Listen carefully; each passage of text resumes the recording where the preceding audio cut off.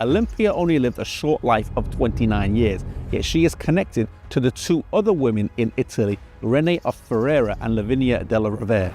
The former influenced her, and she in turn influenced the latter.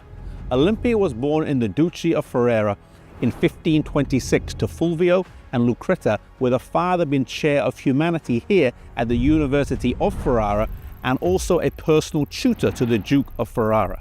He was introduced to the Reformation while living with his family in Vicenza from 1532 to 1539, with some historians attributing his conversion to Italian reformer Celio II Curio, a native of the Piedmont.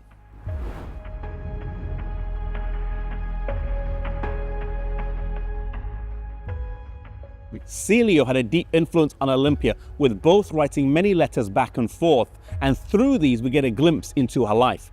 As the family returned here to Ferrara in 1539, her father resumed his career at the university, working until the next 9 years until his death. And being an educator and a professor, he was determined to teach his children, both his sons and daughters. Olympia showed great promise early on, being intelligent and quick to learn, with her father teaching her the basics of Italian and Latin, with one of his friends teaching her the classical languages. By the age of 14, Olympia was able to do an oral dissertation on the works of Roman philosopher Cicero in Latin.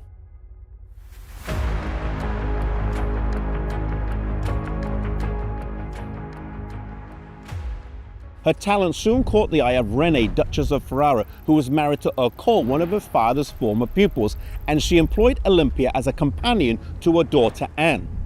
Olympia moved here to the royal residence, the Castello Estense, where she spent a lot of time with the young princess and also became friends with several French noble ladies, with her best friend being Lavinia della Rovere. Rene had embraced Protestantism largely due to the impact of her cousin and mentor, Margaret of Navarre, and she often had French Protestants in her court, offering several reformers refuge as well.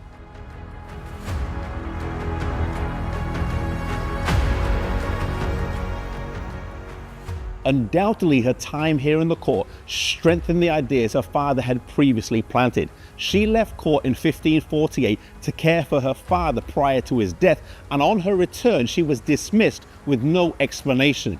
She was particularly fond of Duchess Rene and Princess Anne, and this was a hard time for her. The official reason given was that with Anne soon to be married, she was no longer needed, but some theories suggest she was ousted due to being a known Protestant by one of the Jesuit spies.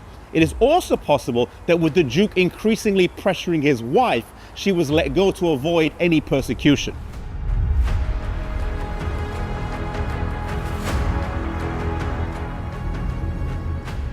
She returned home to her mother and sisters, and while she was there, she met Andrew Grunther, a young Protestant doctor, and soon they were married, drawn together by their mutual love of the gospel.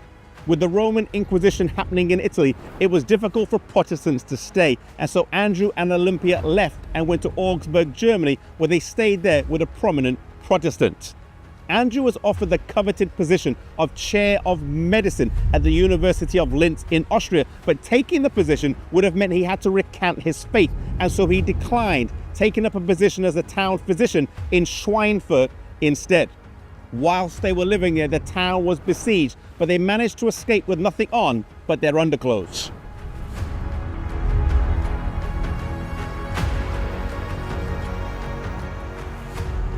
They walked miles to their final destination of Urbach, and shortly afterwards, Andrew was offered a position at the University of Heidelberg.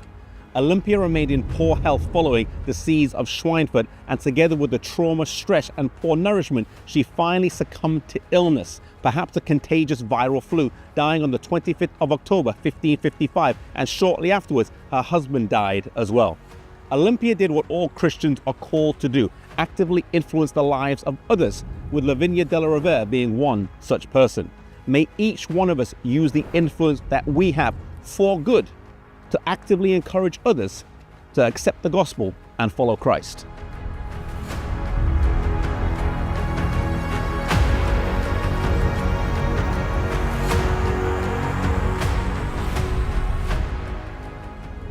Lineage is a crowd-funded non-profit studio. We make videos, we write articles and books, and we've got a podcast. And it's all to share the stories of biblical and Christian role models in history.